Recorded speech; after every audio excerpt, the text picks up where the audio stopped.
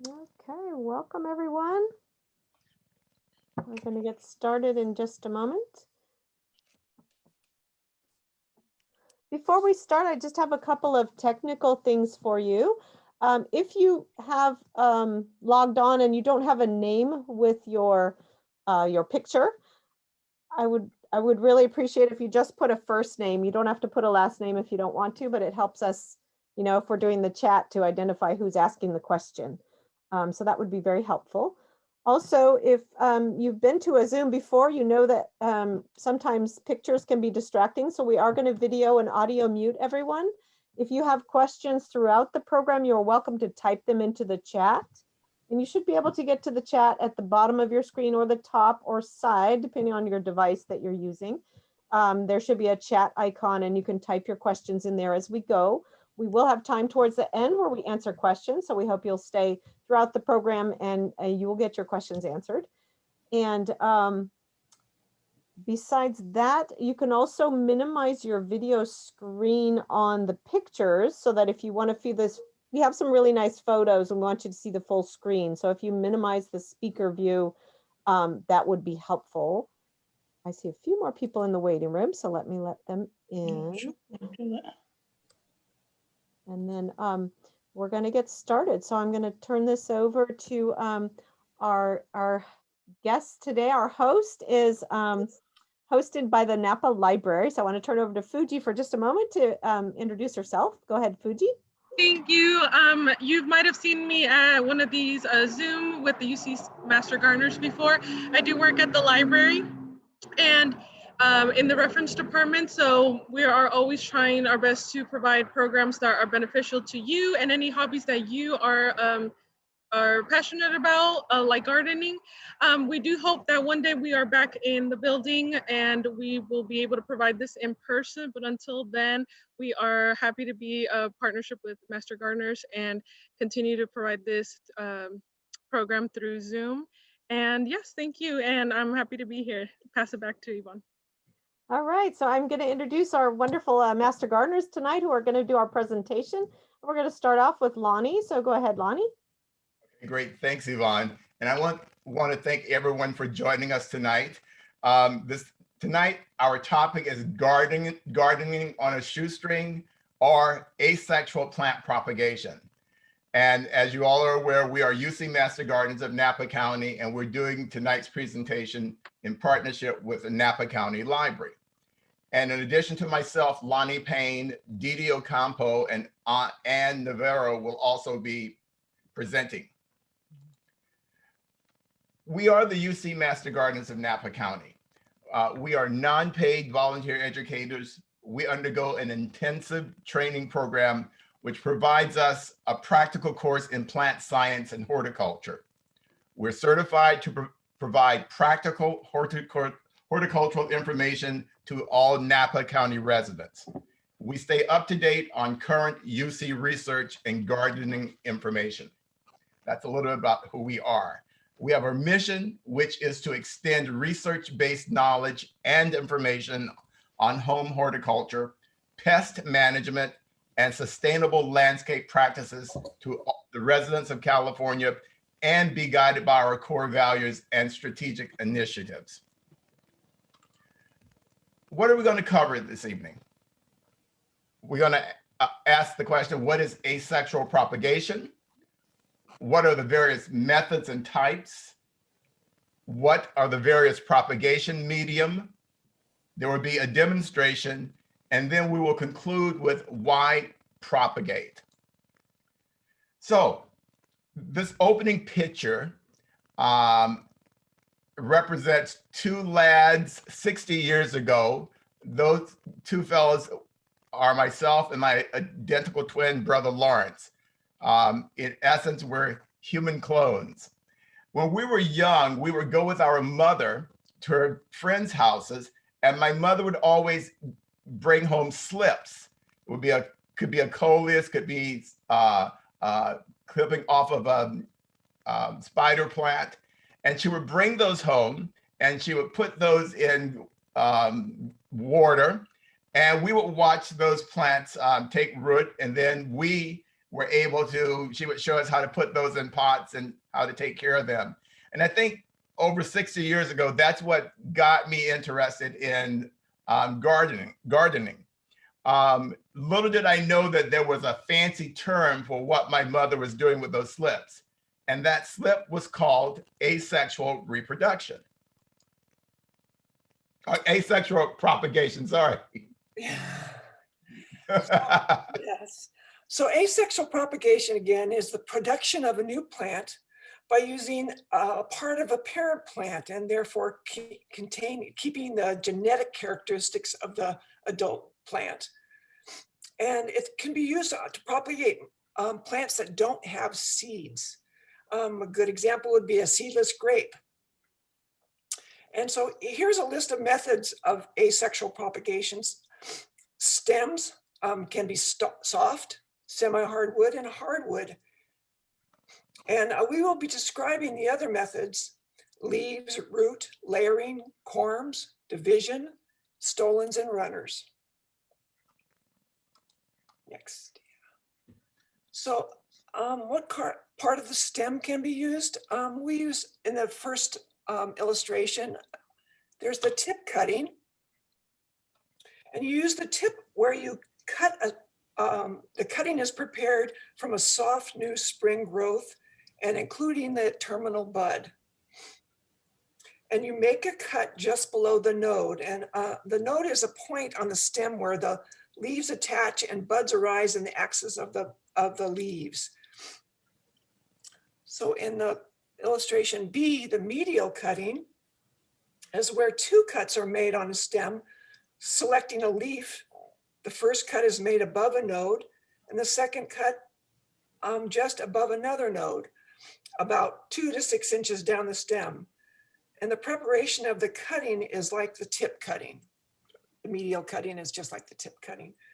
So in figure 4, the cane cuttings is a little bit different from the previous methods.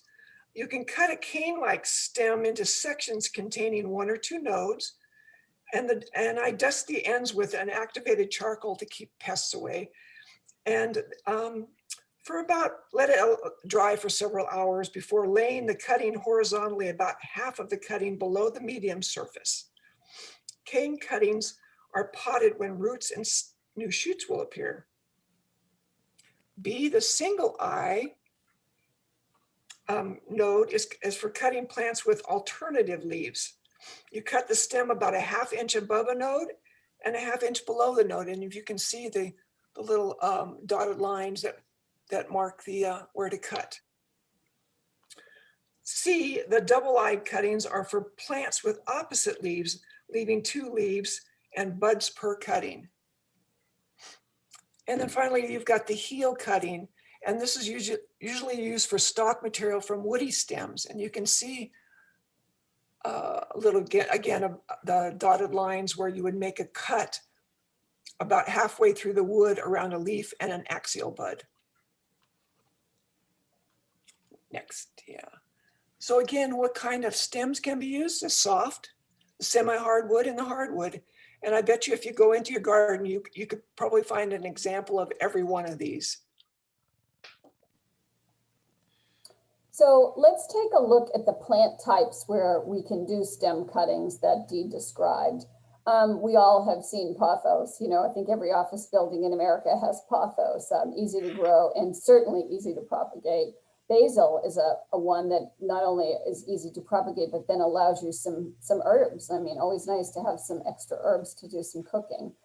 Geraniums, very easy to do through stem cuttings. Coleus, salvia. I mean, boy, if you want to feed bees and hummingbirds and attract them in your yard, salvia is a wonderful way to propagate through stem cuttings and bring more of those beautiful animals and creatures into your yard. You know, Dee pointed out that softwood and semi-hardwood plant types can also be propagated this way through the stems.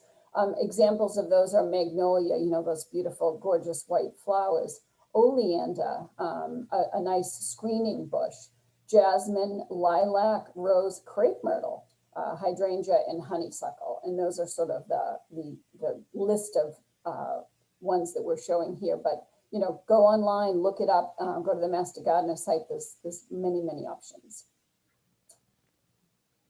And then as far as hardwood cuttings, well, we all know grapes. We live in a valley surrounded by grapes. So grapes are classic hardwood cutting propagation plant types. Dogwood, poplar, even trees. So beautiful trees on the right. Rose, currant, wisteria, those gorgeous vines that we're now seeing blooming white and purple throughout the valley. Forsythia and fig.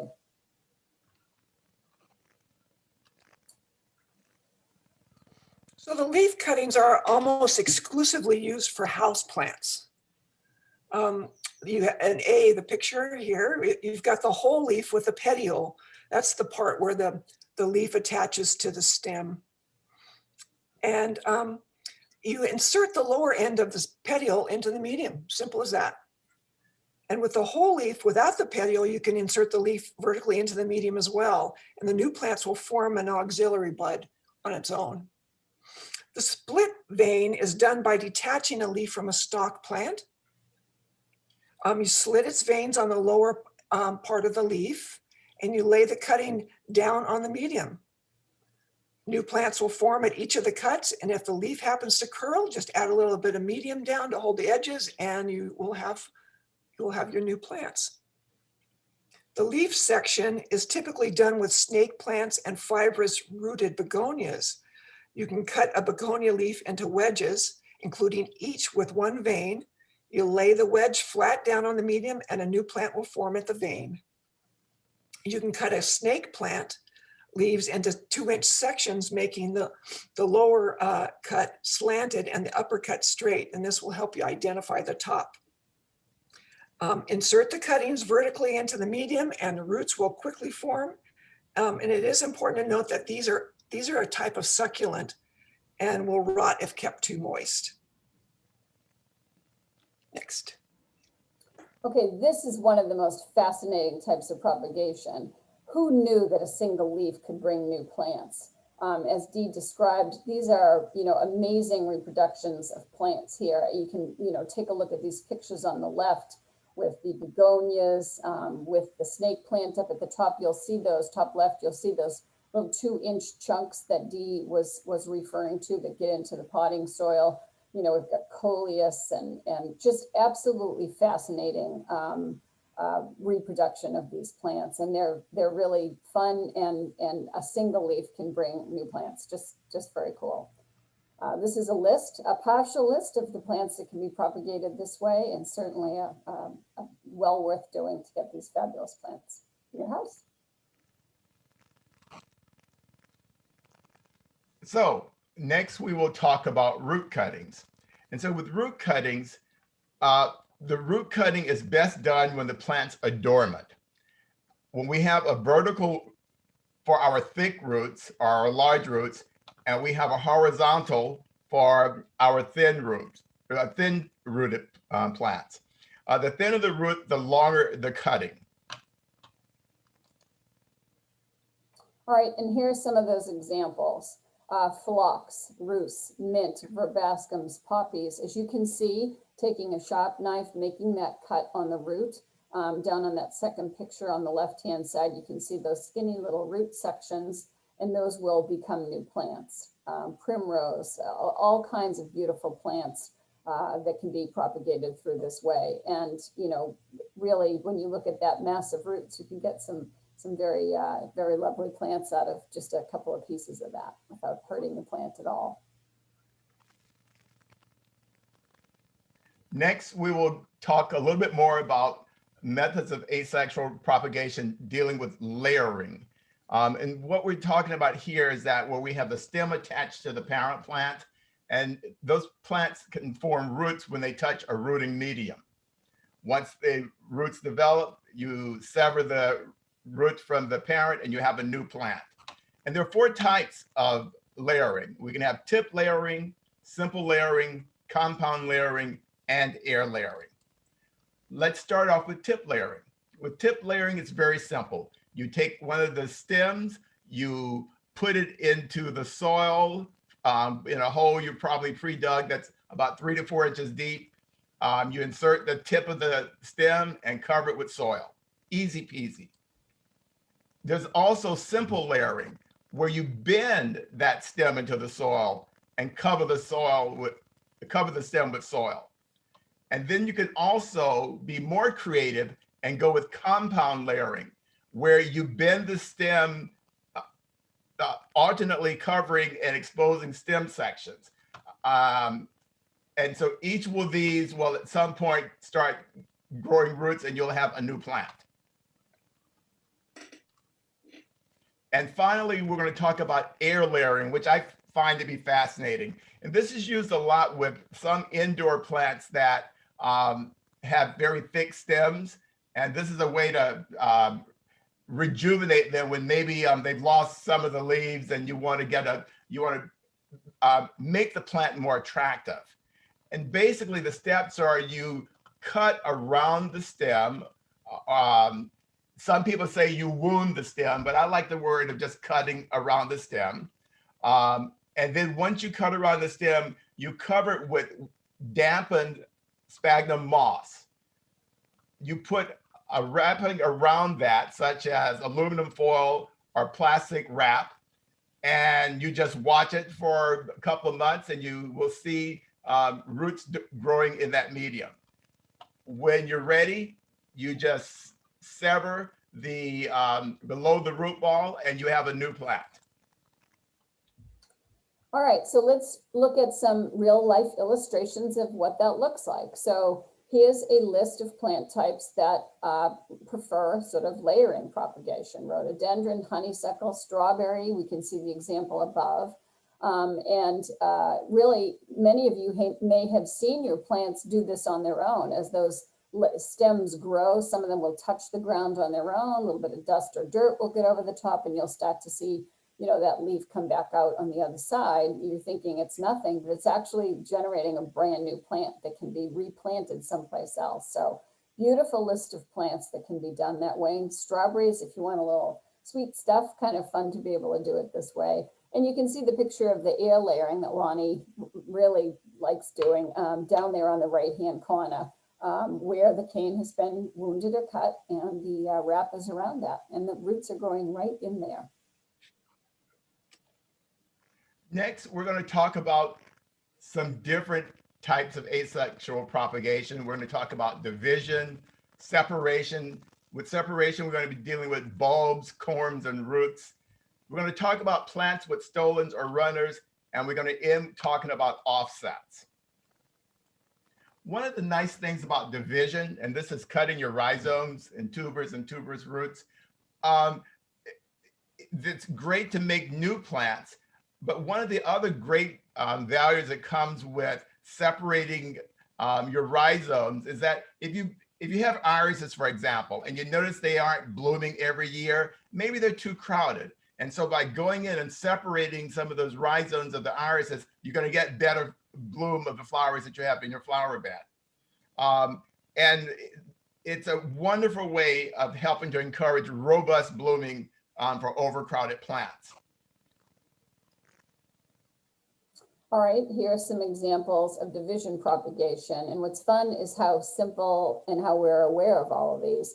For rhizomes that Lonnie just talked about, ginger, bamboo, and turmeric are perfectly normal examples that we know of and see in life every day. Tubers, potatoes, good old potatoes down there on the right-hand side. And dahlias, those spectacular flowers that, you know, people love to sort of show off and collect. What a wonderful way to be able to propagate those as well, just through division. Another division propagation type is clumps. So clumps, what type are we talking about here? Chives. If you look over there on the right-hand side, you know, pulling those chives apart. Those are great because you've got herbs that you can use all the time. You keep generating new plants of those chives. And then when chives flower, the bees love those. So you're also providing pollinizing plants in the yard for your bees. Hosta is one down there on the bottom. You can see Lonnie was talking about, you know, irises in particular, but here's an example of maybe where they're starting to get a little overgrown and crowded. divide those and be able to have additional plants elsewhere while making the garden itself where they are growing much more robust. Daisies, grasses certainly can like division, and even asparagus. And then we have separation. And separation is just what the word implies. We're pulling apart plants. And so we can do that easily with bulb plants. We can do that with corms. And the corms are great because at the bottom of a corm, there will be little cormels, or little baby corms. And those can be separated, and those will make you new plants. And of course, you can always go and just do clear with your roots of just separating the roots in your perennials or your shrubs. All right, what does that look like in real life? Well, on the bulb side, tulips. We all know that tulips have bulbs and how easy they are to separate for propagation for more and more tulips. Holland must have been very busy separating their bulbs. Daffodils, you know, that annual plant garlic, again, something else yummy for your kitchen, hyacinth, amaryllis. And on the corm side, gladiolas, those gorgeous gladiolas that we see in the springtime, and crocus as well. So again, just simply separate and generate new plants. And we're going to talk about a couple of terms here that sometimes you will hear people mention.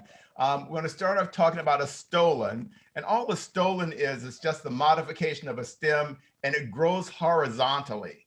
And these stolons will develop roots at the nodes, and then new plants will develop from the buds.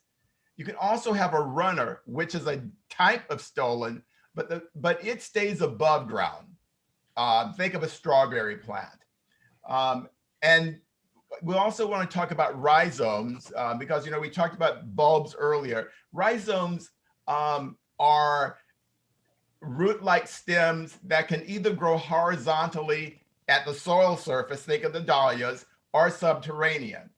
And because of that, not all horizontal stems can be called stolons. You'll also find many bulb-forming species with rhizomes where the stolons remain underground and form shoots, such as like bamboo would be an example of that. Okay, so with all these different types of stem propagation, clearly stem propagation is the most common, and they come in all kinds of forms, as Lonnie has just shown.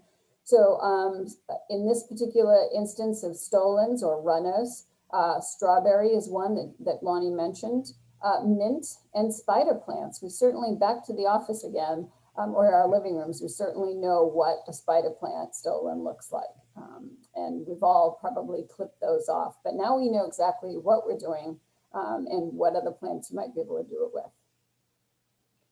And finally, we will talk about offsets.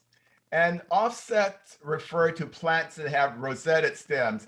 And when we say rosetted stems, so the leaves look like open like a rose, and so they're rosetted. And they have different ways that they can reproduce. They can reproduce by forming new shoots at the base. They can also, in the leaf itself, provide offshoots. You can sever the new shoots after they have developed their roots, and you have a new plant. You can also have unrooted offsets of some species where you can sever them and place them in a rooting medium, and then you will get a new plant. Think of the pups that we call the little plants off of bromeliads and plants of that fashion. And speaking of bromeliads, here is a picture. The Hiawatha, the water hyacinth, bromeliads right up there, cacti, succulents really are common. This is a common way to propagate succulents. And so just some real life examples of how amazingly easy these are. Plants seem to want to be propagated. So let's go ahead and indulge them. Okay, so we're going to talk about propagation medium types. What is a medium? It's a substance in which plant parts are placed for propagation. Simple as that. Now, plant species have preferences on how they like to propagate, but some species can use multiple types. So we'll just kind of walk through what types of medium there are to pick from. Water, moss is another, soil or soil mix combinations. And what I mean by that is just soil, compost, sand, a combination of those, coconut husk or coconut coir, let's see, sorry, mold, industrial manufactured, leaf mold, excuse me, and industrial manufactured materials such as vermiculite, perlite, and pumice. All of those are also very good mediums. So on the next slide, let's just take a look at the pros and cons of each of these medium types. Water, okay, a pro, if you can see on the left-hand side, the pluses and minuses, it's easy. You cut the plant and you stick it in the water. It's also free, unless you've paid your water bill lately. I'm certainly here in St. Helena. It's not free, it doesn't feel it, but it is, of course, available. And we have access to it, thank goodness. In terms of the negatives of water, it really can be a lack of aeration, obviously, because it's in water, so you're really not getting the oxygen. You have to be really careful to make sure you don't leave it in too long. We may have all done that and seen what happens, it rots. The other thing is it can be difficult to transfer to soil. You know, these delicate little roots have grown up in water in this little, you know, free moving kind of free spirit world. And now they're going to be, you know, put into soil, which is a big transition for them. So you can lose plants when you're transitioning from water to soil. All right, another one is moss. Lonnie referred to that back when he was talking about the, you know, the air layering. Moss is on the plus side is good for plants that don't propagate from cutting. So you make that cut and do this process, and then you're able to separate it and have a new plant. The negative side, you must move it to the soil when rooted. So back again, it's a transition from this happy little place of moss into soil to start its real growth. And the other thing is it can be difficult to separate the roots from the moss, because you can damage those roots. They can be very entangled in that moss, and you can actually lose the plant that way. So that's one of the negatives to moss. On the next slide, we're going to look at soils and soil mixes. On the plus side, there are many options for this, as we listed earlier. Another plus is the roots are well adapted to transplant. You don't really have to pull them out of their nice, happy little home of water or moss and stick them into a new world of soil. They're already in there. But on the negative side, you have to manage all the requirements of that soil or soil mix. And what we mean by that on that next slide is that the soil mix has to have some structure. It can't just flop over. There has to be enough structure to hold the plant pot in place. It has to be maintained moist. It cannot dry out. It will kill those little delicate roots. There needs to be some oxygen in there, and you can't, so basically no clay. Clay is not an option. It needs to have some fluffiness to it. Temperature needs to stay at a reasonable temp. You know, 95 is not going to work. And so you got to maintain that temperature. You also want to reduce, you know, the moisture, but you also have to ventilate. So you got to be careful with that. Diffuse sunlight. You don't want straight sunlight because it'll be too much for these plants. Provide hormones. Use the hormones that will also provide the extra auxin, which is the hormone that helps the plants grow those roots. And then the pH needs to be maintained neutral, not too acidic or alkaline. And again, sterilize. It needs to be disease and weed free. So maybe grabbing it out of the yard will be not necessarily the best option for this type of propagation. So next we are going to do a demonstration by Dee, and we're going to ask, the volume might be low, so by all means turn up the volume on your device that you're watching this presentation.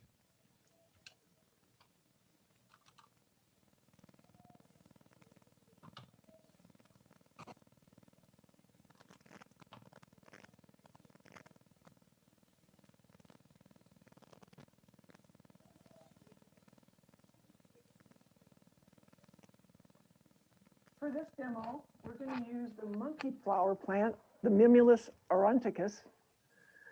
I'm not sure if I pronounced it correctly, but everybody has trouble with that one. So in choosing the right cutting for the demo, it's important you do a couple things. You need to make sure that you have a terminal bud, which is the top of the growing bud, and a nice healthy shoot or stem. One of the thoughts we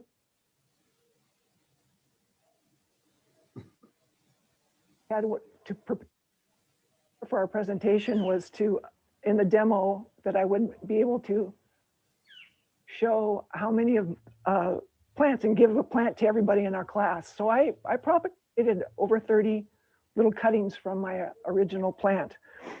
And in trying to get the best success rate as possible, I decided to use a root hormone. And I found that it actually, I believe almost all 30 of the plants survived. So that was kind of, so now that's what I use. I have to recommend them. It's real simple using the root hormone. As I cut the plant just below the node and I pulled off the leaves, you want to put it in dry, a wet, sort of a moist soil.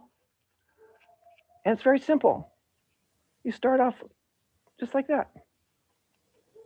And you get it going. And what I'll do for this one is I'll take it inside because the winter is going to be a little cold for it now. But I want it to to create roots and stuff. I will take it in the house and give it light and warmth. And I had really good success with this plant. And it's a fun plant because the sticky monkey flower is actually from Northern America, and it runs up and down the coast from California, from Oregon all the way to Baja. And it's a very good pollinator from bees and hummingbirds, but that takes a longer time to propagate. So this asexual propagation of taking a cutting is quicker for a plant. I'm hoping through this demo that you were able to learn on your own about how easy it is to make cuttings from plants. I started with fuchsias years ago, and I've grown to do a number of things, but try a monkey flower. It's great.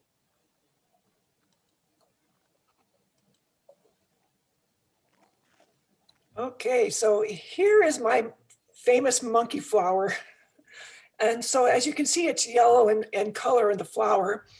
And because it's asexual propagation, it's going to be identical to the cuttings that you take will be identical to the parent plant. So I will only get yellow flowers.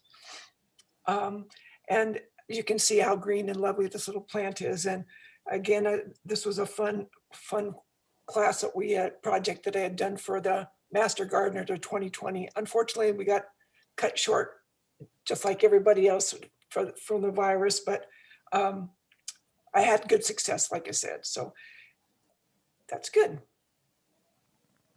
Okay, and so here are the important steps that I may have missed in some of the video, but it really is important to have some clean soil, clean containers, clean tools, and cuttings taken from a vigorous plant free of disease and insects. And you can just take a good look at it and you can see if there's, what you might have growing on it. And it is important to use a sharp knife or clip cutters. Razor blade works well.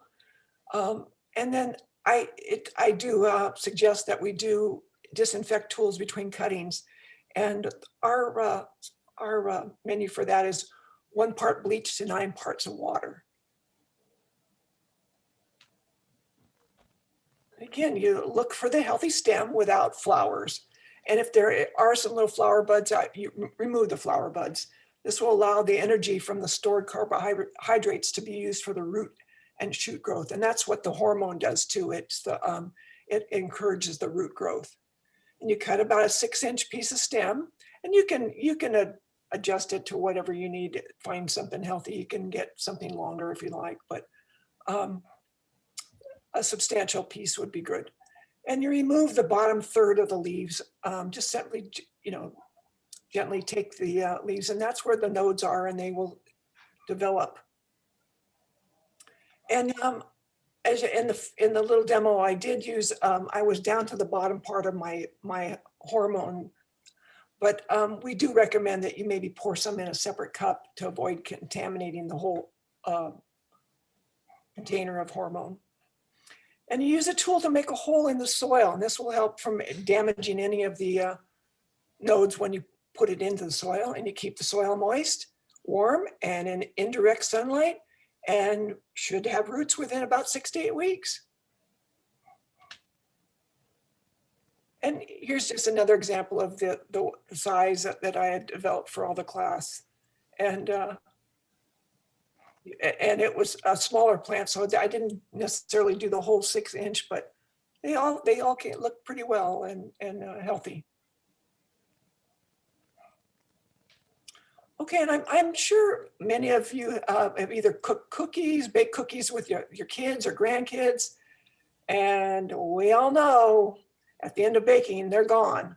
But a fun little project would be to do this asexual propagation with the kids, because you could have plants that last for years.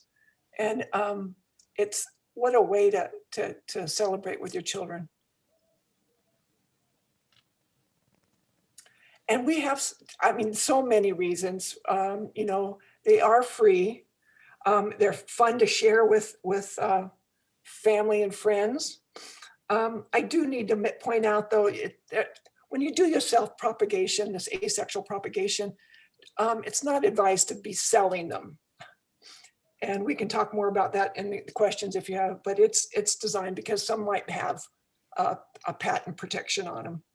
But you can see that they'd be great for gifts, holiday times, and it can expand your garden choices. And like I said, the kids would love it. It's educational and fun, and you've got more plants for the planet. These are some of the references that we used and that you can also use to do more research if you would like to on how to do asexual propagation. And do we have any questions? So there were a couple questions that came up. I think we've answered them all, but just in case people aren't reading through the chat. So first there was a comment from Penny Paul. She commented that spider plants make a good ground cover under trees. That's kind of a fun one. And we know that spider plants are super easy to propagate, so it can be an easy ground cover. There was a question in here about how to, what's the best moss for using in propagation? And Marcy answered that one by saying that you might want to substitute coir instead of moss. And I commented that some of the sphagnum moss and some of the other mosses are no longer sustainable for us to use. So coir is a great resource. It's made out of coconut core, and it's inexpensive and it's quite effective. Let's see what else. Here's a question. What is the best time of year for propagating, for doing asexual propagation? That's sort of a trick question, isn't it? Yeah. Yeah, for example, when we were talking about the irises and those types of plants, usually you separate those right after they bloomed, or 6 to 8 weeks after they bloomed, because you want to get the rhizomes you want to keep the leaves on so the rhizomes can get more food. So that's something you would do later. When we talked about the propagating the roots, we mentioned that you want to do that when the plants are dormant. So those are just two different examples, and maybe my buddies might have some other examples to share with that. Sure. Well, you could see when I did the monkey flower, I actually did that. I started that in February and stuff, and it still had we had a mild winter, I'd say. It really is a variant. There's, you know, like I could, as long as you bring them into the house, you can almost do it any time of year. You know, if it's winter time, I would bring them, like I said, inside.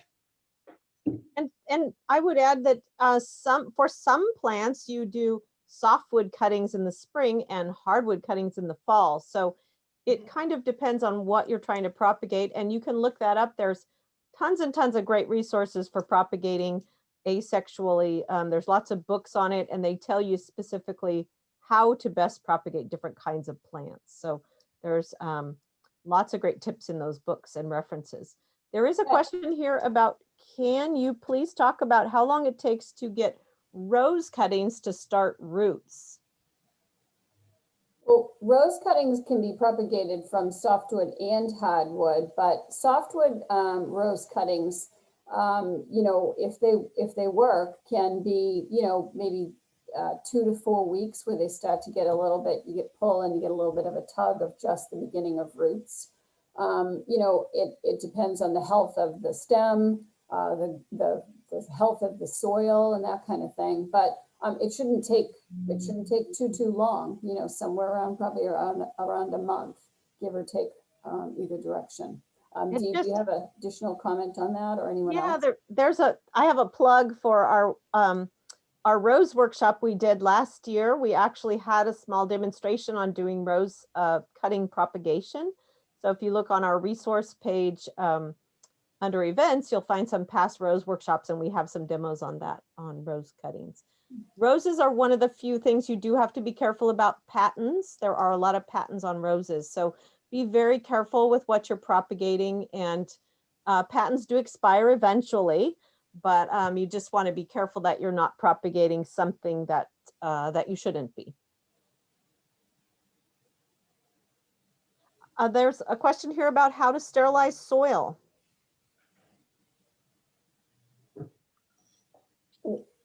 Well, buying sterile soil, I think, for me, that's probably the approach that I would take. You know, just starting off with that sterile soil, especially if I'm going to propagate, just make sure that I go ahead and get that, because I really don't know. You know, there's been a number of different ways that people have talked about sterilizing soil, but since I'm not able to speak to that, I purchase that for root cutting. I would say that's probably the best thing to do, is to buy sterile soil or bagged sterilized soil.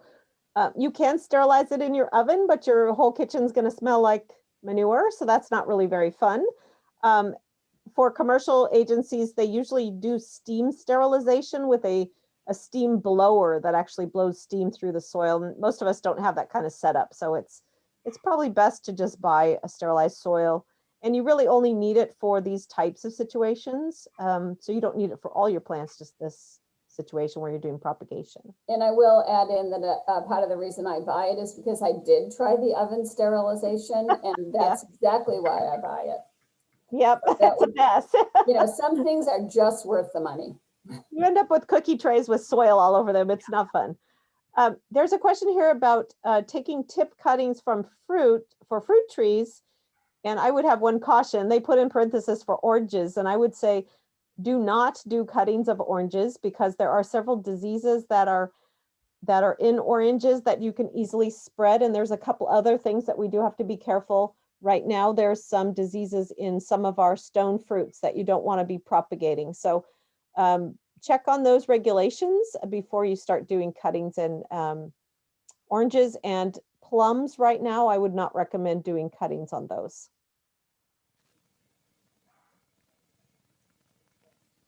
Penny Paul says she propagates with sharp sand and pumice and seldom has rot. Those are very harsh environments for the fungi and the bacterial rots to live in. So that is true. A lot of our propagation material does not contain any soil at all. It's sand or pumice or things that are not soil, as you mentioned earlier. Somebody's asking, Fuji's asking about hydrangeas. Do you just cut the stem and replant it in a pot? Do you want to, or? Yeah, so hydrangeas are, you can get the softwood on that also, the semi-hardwood. And again, it would be very simple to just, as you make your good cuts and clean with your tools and everything, yeah, you can put it right into your medium. That would work. And I think, Dee, your recommendation would be to use a root hormone as well, right? To just give it Yes, that extra yeah. boost. Yeah, I do have, yes. yeah. I did notice we did have the question about propagating in soil because, and with charcoal was mentioned. The charcoal is sort of, when you're leaving, say a succulent out for a little bit, you don't want other pests to get in. So the charcoal is sort of, it's another way to keep apply a fungicide sort of to keep the plant healthy. So that's all the charcoal. I don't always use charcoal. I didn't use it in the demo. And I did just fine. Great. It looks like that pretty much is our questions. And what's our next step tonight? Oh, gee, thanks for passing it over to me, Lonnie. Well, we actually have a couple of questions for you folks. So we're going to launch a poll here. And we'd ask that you would take just a minute and fill out this poll for us. As Master Gardeners, we are committed to trying to offer free and helpful information about gardening in Napa Valley. We did study hard and work through that. We've got wonderful mentors that are experienced master gardeners. And so we'd like to ask a few questions of you to get some feedback and some information so that we can continue to do a better and better job each time we speak to you. So there's a few questions here about propagation in general. And just, if you wouldn't mind just taking a minute, this is all anonymous. We want you to know that we are not saying, oh my gosh, so-and-so said this, which we wouldn't anyway, but just so you know, because we want true feedback. Before this presentation, did you know how many plants could be propagated by asexual propagation? And then question number 2, do you feel confident enough to try it? And then which methods of asexual propagation do you think you might try now? Stem cuttings, leaf cuttings, those crazy leaf cuttings, root cuttings, stem layering, division, separation, etc. Could you just take a moment? And we really appreciate it. And I think we're going to post those results live, so it's very exciting. I wish I had a drum so we could roll it. Oh, yes. So everybody's voting now. We've got 27 out of 37, so we're doing pretty well. We've got another minute or two, or a couple more seconds. You can vote for your best choices. Lots of comments coming up in the chat, you guys, for a very informative presentation. Nice job. Thank you so much. I hope everyone sticks around. Do not leave yet because we've got another little surprise for you. So yeah, this is another whole drum roll, folks. Don't log off yet. Yes. Okay, just 7 more people. I guess that's us, just us team. So I guess everybody is done. And let me just close the poll. And then I will all right, drum roll. Share our results. Okay, there we go. Ta-da! Looks like 77% of you did not realize how many plants could be propagated by asexual propagation. And I would have to add my vote in there before we learned all this.